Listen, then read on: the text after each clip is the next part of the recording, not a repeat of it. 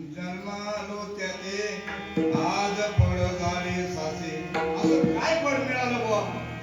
तर त्यांना विवेकासह वैराग्य प्राप्त झालं. हा बोध मिळाल्यामुळे. तसे बळाचे प्रकार 4 आहेत. शारीरिक बळ, बौद्धिक बळ, काय बळाचे प्रकार किती आहेत?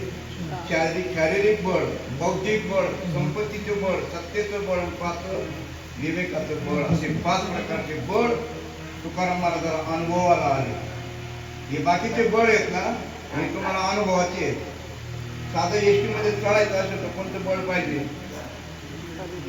ज्याच्याकडे दांडगे असेल तो धक्का बुक्का करून एसटी मध्ये जागा सुद्धा मिळून देतो. शारीरिक बळ मनुष्य ज्याला असतं त्याला जातो तो त्या बळावर, सत्तेत याच्या बळावर, शारीरिक बळावर. दुसरं जे बळ आहे ते बौद्धिक बळ आहे. कोणतं बळ? बौद्धिक बळ.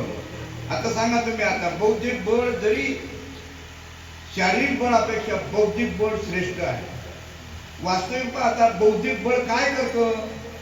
तुमचे रोडचे काम करतात तो मुकादम असतो ना हाजरा घेणारा. वास्तविक तो जास्त श्रम करतो का? ते काम करणारे मजूर जास्त श्रम करतात.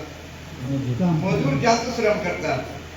शारीरिक बळ त्यांचं जास्त आहे, पण हा फक्त हाजरी घेणारा असतो. याला पगार किती असतो? त्यांच्याकडे दुप्पट असतो.